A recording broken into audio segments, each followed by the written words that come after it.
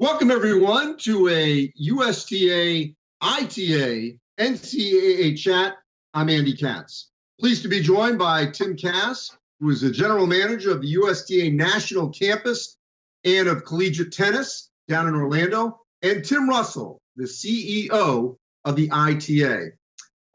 Gentlemen, we are in unprecedented times with a global pandemic, which has certainly really hit college athletics incredibly hard.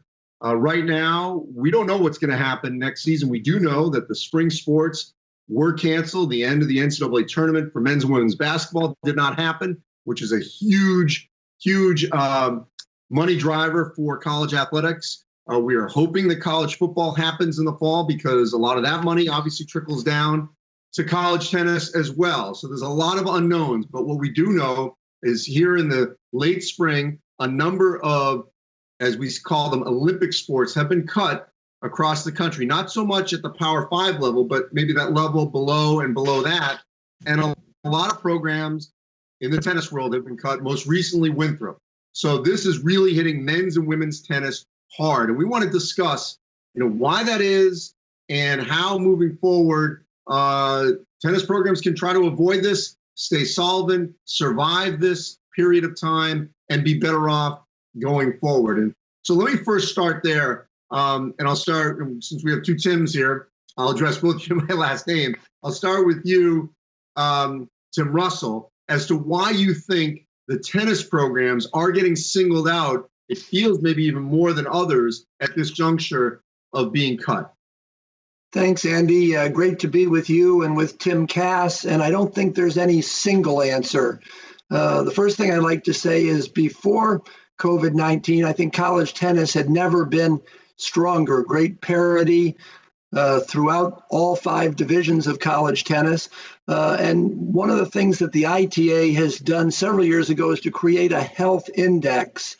And one of the things we did was to try to have programs be able to identify if they were in good health. So, for example, we know that college tennis programs are usually made up of good athletes. So we asked people about their graduation rates and their GPAs.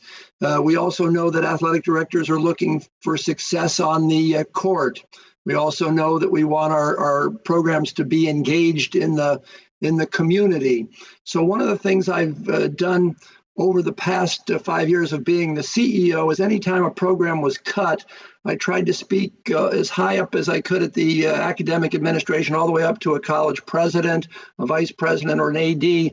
And I can tell you there's no single answer. Some programs just aren't doing very well on the court. We know that some schools have facility issues. We also know that ADs have different philosophies.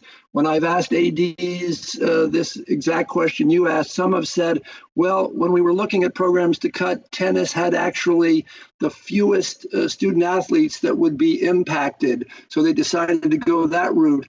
Whereas recently during the COVID pandemic, we've seen more schools actually cut big programs, whether it's been soccer or lacrosse. Fortunately, in some of the biggest cuts, take, for example, Brown University initially cut 11 sports and then put 2 back. Men's and women's tennis actually survived. So no single answer. We never love when a program is cut. And I can tell you that talking to presidents and ADs, they don't want to cut programs either. I think most of them will tell you it's the hardest day of their life. So Tim Katz, you in your past life, even after being a head tennis coach, a very successful one, you were an athletic administrator, high up at some of the highest programs in the country. So take me inside that athletic director administration room when they are deciding to cut a sport. Why would they single out potentially cutting men's or women's tennis? Yeah, well, hey, thanks for having us, Andy. And I have been in those rooms, and unfortunately, in tough financial times, those are real conversations. And I've been part of them probably for 25 years at some level.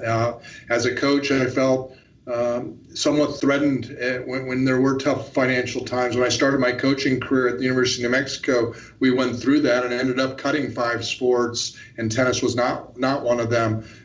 Subsequently, the University of New Mexico last year cut 4 sports, and tennis was not one of them. So I think there's financial challenges always happening in collegiate athletics for lots of reasons. You know them very well.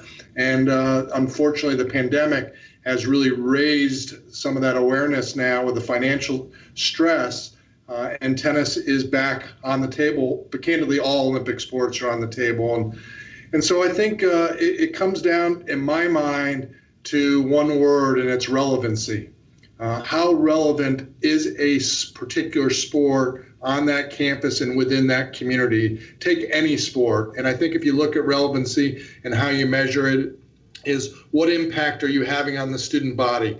What impact are you having on faculty and staff? What impact are you having on the community at large? And I think those are things that you sit around the table and you judge. Also, the philanthropic nature of particular sports. What impact are your alums having within the community? Are they sitting on board of directors and board of regents? Are they in your alumni association? Are they influential in that community? Are they philanthropic? Are they giving to the university? Are they giving to a particular program, any sport? Those are the things that you think about when kind of looking at a reduction of sports.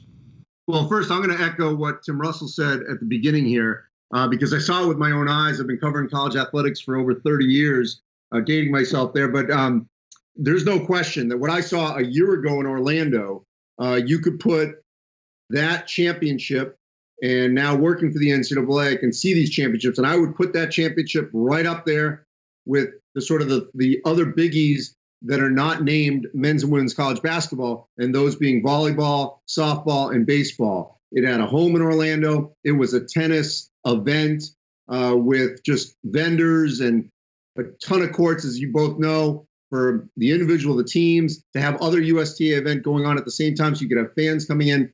So clearly it worked. I mean, I don't want to get sidetracked about, whether or not it'll be the future permanent home, because I know coaches want to still rotate it, but that's another issue. But I will say that clearly it has a home, it has worked, and then COVID certainly threw a curveball. So that transitions to this next thing, which is, you mentioned in the community, Tim Katz, tennis is an incredibly popular sport as an adult because you can play it for the rest of your life into your 80s. So how do tennis programs in these communities where they're building beautiful state-of-the-art facilities, how do they make sure, and I guess I'll start with you, we'll ping-pong back and forth, and Tim Katz piggyback on Tim Russell, but how do these athletic departments make sure that their tennis facilities become a fabric in the community with junior events, adult clinics, when it's not being used by the college athletes or different parts of the day when they're not practicing, to really make it a part of the community so you would never even think of cutting it? Well, I think you just put the vision out there, and it's exactly what we've been preaching both at the ITA and the USTA. And one of the things that I like to say is that clearly there have been a lot of people working hard on behalf of college tennis, which is why we were in such a strong position. And quite honestly, Andy, I've told people over the years, it's easy to be a leader when everything's going great. The signs of good leadership are how do you function when things are challenging? And that's where we find ourselves. And Tim Katz and I are working very closely together. And you just beautifully articulated what the vision is. I've been telling our coaches since I became the CEO that you have to be embedded on your campus and in your community. So when people are building new facilities, you just gave a lot of the things that should be there: junior clinics, junior tournaments, adult tournaments, but also things like campus kids days, campus play days. But I think all of us agree that this is what we need to do. It's just that before COVID hit, I think a lot of our coaches were just too focused on practice at 2 and the Saturday match. So in spite of what Tim Katz and I have been saying, it really isn't until this pandemic hit that everybody's going, wow, I think these guys really were onto something. And part of our job now is to make sure that people actually look forward and actually think more about just recruiting, having a good program on the court. But you've articulated the vision. Spot on. Yeah, Andy, thanks. And I think given your background, I don't know many sports where the Coaches Association is working so closely with the governing body. And one of the things we're really, really excited about is our relationship with the ITA. And we are 100% aligned with the ITA on this issue. We believe that college tennis facilities that are in every community across America should be community tennis hubs. They should be a place of wellness, a place to come together, a place to touch and develop memories, whether it is teaching a lesson, offering a program to youth or adults, running a community tennis event, running a collegiate tennis event, engaging with faculty or staff. It is a perfect thing to do. We as the USTA are trying to be proactive, working in conjunction with the ITA on what does that model look like? How can we help you as a head tennis coach to run your facility as a business? And we are rolling that out as we speak because we think that is a proactive measure, as you mentioned, of really, really addressing the relevancy issue. That if we can make your facility into an active 365-day a year tennis facility that's touching the community, it's going to be difficult to cut a tennis program. Well, so to that point, both Tims here, Oklahoma State, they were supposed to host this past May, and beautiful facility, and Coach Young had done a great job of obviously, of building that up. And I may be speaking out of school here because I don't know, but I mean, I would say without question, the city of Stillwater should make sure that's their facility. And so often we find in college athletics that the fan can go to the football stadium, can go to the basketball arena, maybe the baseball, softball field, but they really can't be a part of it. They can't step on that field of play, if you will. This is the one sport you could argue where you really can and you should, because I know from living in the Northeast, especially in the winter, it's hard to get court time. And it's hard to find facilities where you can get on a court within your area. So if you are in, especially these college towns, this should be made available within reason. And it might be hard, you want it to be actually difficult to get that actual court time around the college players, but it should be there available, as you said, 365, and not as something that we can't touch. We can go only be as a spectator rather than play. If you have that connection with that facility, I think it's a game changer. So at this point, what have you found in terms of programs where that is actually working, where you can, watch School X play a match, and then maybe the next day in the morning, because they don't practice till 2 o'clock, you can go play on that court? I'll take a shot at that. So, for example, the ITA has its offices in Tempe, Arizona, and we have a partnership with Arizona State University. And we've done campus kids days on Saturdays where we've had up to 200 young people on the court with the ITA staff, but also both the men's and women's teams at ASU. Matt Hill, for example, the head men's coach at ASU, has started using local young people as the ball kids at his matches. So when you get the ball kids at the matches, you get their parents, you get their grandparents as well.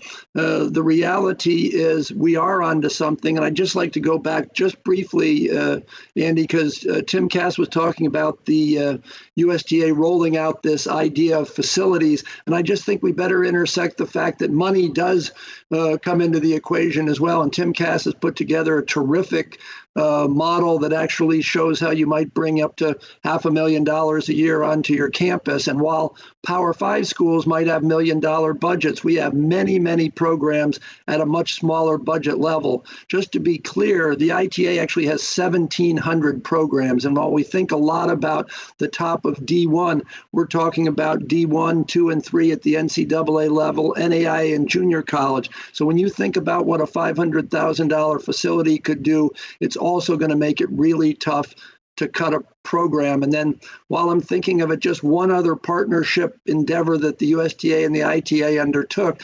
During the pandemic, we put together a PDF that had 10 reasons that college tennis is great on a college campus. And it's everything that we're talking about here. Yeah. Well, Andy, you mentioned one thing, that tennis is a sport of a lifetime. And then when you look at other sports on a college campus, and you don't really get into the basketball gym of the community and get to shoot around, or oftentimes you don't get on the track and have access to running around, or on the baseball field, or on the softball field, or the football field. But tennis, you can. The gates for a tennis facility at a college can be open. We estimate about 10% of them are doing that and have a successful model to utilize their facility for more than just the varsity teams, and that are engaged with the community. And I think, aligning with the ITA, we believe if there's only 10%, that means there's 90% that aren't. How do we help them understand what this model can be, not only for engaging the community, but as Tim mentioned, there's also a financial ramification that could really help, especially during these times. So we're very excited about this. We think it is a game changer, as you mentioned, and we're excited to kind of really move this forward. And it's something we can do proactively. Unfortunately, we've had to be a little reactive because we don't have a lot of information when a program is thinking about getting cut, because it's very secretive. And so what can we do proactively? And this is one of the measures we feel like we could do proactively. Yeah, it almost seems like a no-brainer that this is a revenue producer on your college campus. And, and look, I'm not talking about the immediate fall, because we know it's going to be very difficult to be a non-staff student, faculty member, coach on college campuses this fall. I get it. We're talking once we get to the other side of when, there can be a lot more foot traffic and people coming and going on college campuses, hopefully sooner than later, post-pandemic.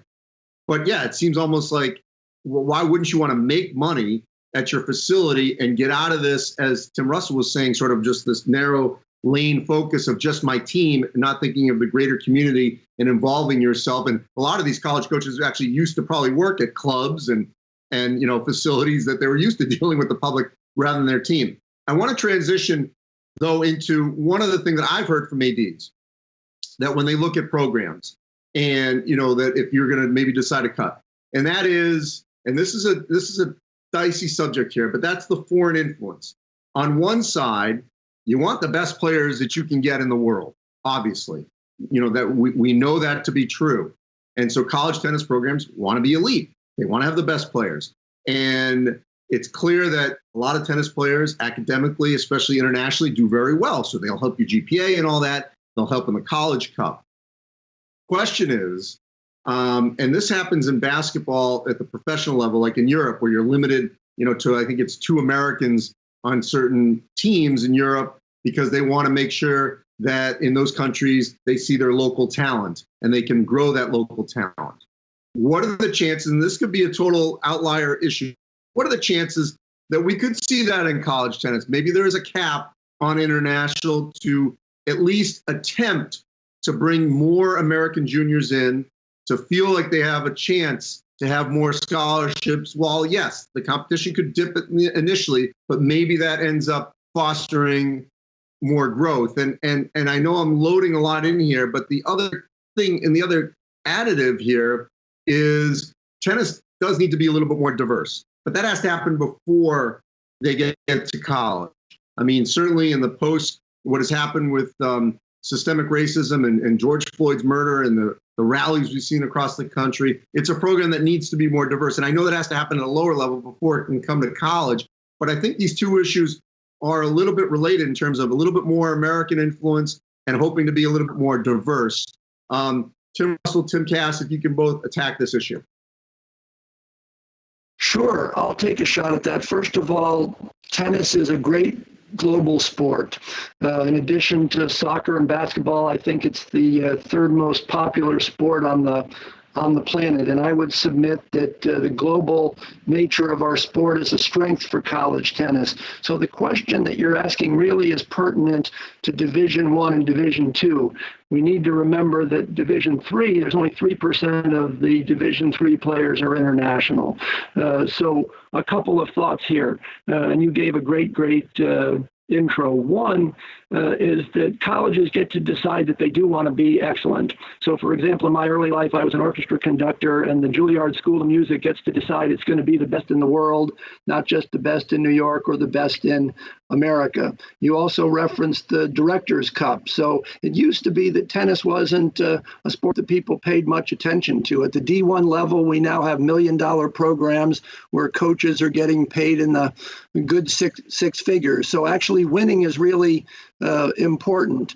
So part of the calculus, and this is a little bit challenging to talk about, and I think I actually tweeted in response to a tweet you put out about this topic, is that I made a statement that is sometimes misunderstood, that there's not just enough American juniors. The reality, Andy, is that there are 7,400 scholarships available. So the first message I would have is that for every American junior, there is a place in college for you. But the USTA actually did a study a number of years ago that showed in the boys and girls 18s, there were only 240 18-year-olds who had played 20 tournaments a year. So we have thousands of spots and only hundreds of American juniors for the very top levels. Our college coaches would love to have a lot of American players. You asked a question about limiting the numbers. I am not a lawyer. I don't play one on TV, but I know there have been several studies that have been commissioned by top legal firms saying that it's really not possible to limit the numbers based on things like equal opportunity laws in America. Actually, the junior colleges tried to limit that. People took it to court and it was actually thrown out. So I think the reality is we need to get more Americans better. And one of the things I've told our coaches to be clear is, while I'm a fan of the excellence in college tennis, an existential threat to college tennis is not enough American juniors. I'll let Tim talk a little bit about what the USTA is doing, but in some respects, it's a fairly simple calculus. People want to win. On a more complicated issue, we do need to lift up the American juniors. Yeah, so this is a complicated one, and it's been quite a bit of change, especially the last 25 years. It's now about 62% internationals at the Division I level, roughly. And that's up about 15% just in the last 8 years. And so I think there is more discussion about this. There is this competitive piece that drives all the coaches and the athletic departments. It's a balancing act. And some of the numbers I think are a bit skewed, candidly. We have 350,000 people playing high school tennis. So there's a lot of people playing our sport. There's actually, when you look at just Division I and Division I men and women, there's about 900 scholarships a year that are out there. There's 2,700 total, but there's 900 a year because those students are going for 4 years. So, and there's about 900 Americans playing 10 or more tournaments. Now you have UTR, and so you got 900 Americans playing 10 or more plus UTR. What does that mean, and how does that balance? The other piece is UTR. UTR is a rating system that has allowed the coaches to basically, it's a level-based rating system that you can compare a player in France or Germany to an American kid, and candidly, you can do most of it by the computer. So the USTA wants to try to motivate, try to inspire our college coaches to look more deeply at the American juniors. We're offering recruiting grants where we want the college coach, we want the Northern Arizona coach in Flagstaff, Arizona, to go down to Phoenix and recruit down in Phoenix, go over to Southern Cal and San Diego, 5-hour drive, and recruit there. We've lost a little of that, candidly, and I think Tim would agree with that we've lost some of that, and we need to give those American kids that are likely undersized, maybe they're slightly behind as a level, but you know what? They have a chance also to progress through our system, and they probably are going to pass some of those internationals. I would actually probably be a poster child of this. Tim's son was a little bit of a poster child of it as well, that we need to give these kids a chance and we need to bring them along and develop them. I think our coaches have lost a little of that philosophy that, hey, I see a lot of potential in X, and I know that right now they may not be the same level as the international, but in 2 years they could pass that person. So I want to end with this piece of it, though, and I think what we're doing is great to get the word out, to educate, inform, and start a conversation.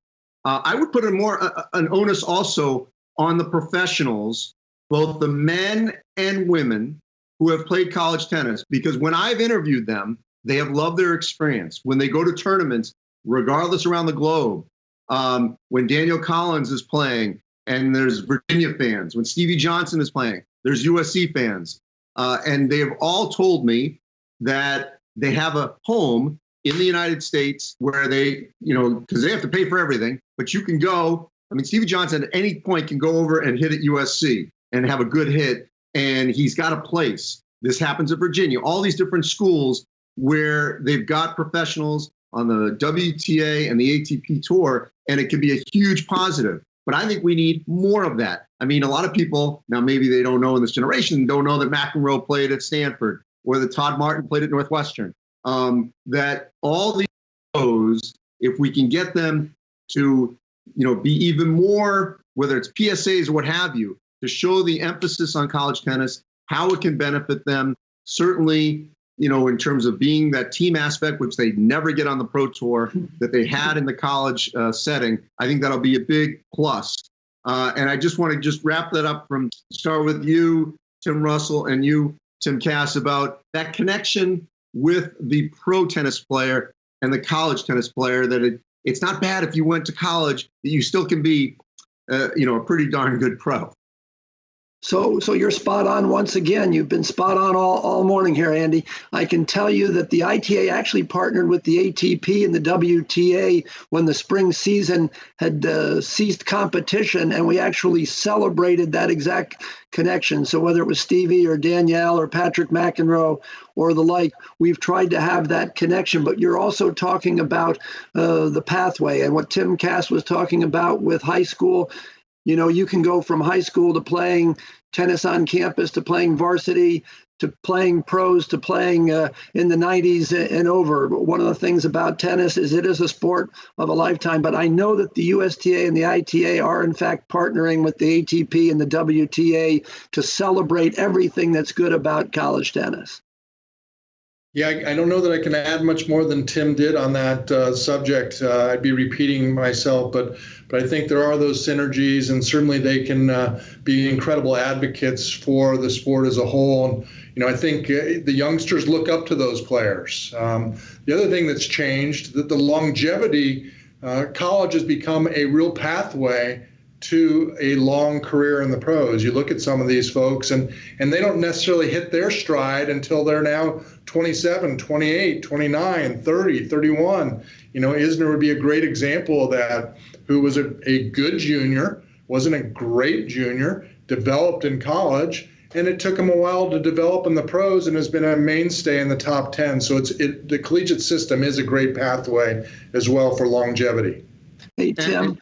Can I just add, Andy, aside from just thinking about the tops of pro tennis, we're going to come upon a career path where there's a lot of tennis professionals, and I'm not talking on the pro tour, I'm talking about people who teach tennis who are going to be retiring soon. So one of the other partnerships the USTA and the ITA are talking about is how do we tell the story about going out to have a career in tennis, working in a club, working at Wilson, working at the Tennis Channel. And the fact is you don't have to be just a top 10 pro to actually have a great career in the tennis industry.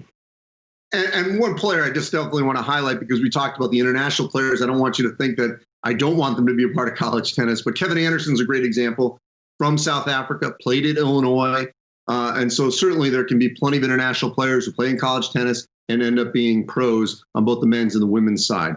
Look, athletic directors, anyone out there that has a say in this, please listen. You can make revenue off of tennis programs on your community. You're looking for revenue. This is a reason to keep tennis programs, not cut them, make them a part of your community. There aren't as many programs where you can actually add revenue during this time, and tennis is certainly one of them. This is an important conversation. We're going to continue this throughout the course of the year. I appreciate Tim Russell and Tim Katz, obviously their leadership in the sport. Stay with us on this topic. We're going to continue to debate, digest, and inform and educate everyone on the subject on why tennis programs are an important part of the collegiate model. Thanks for watching, everyone.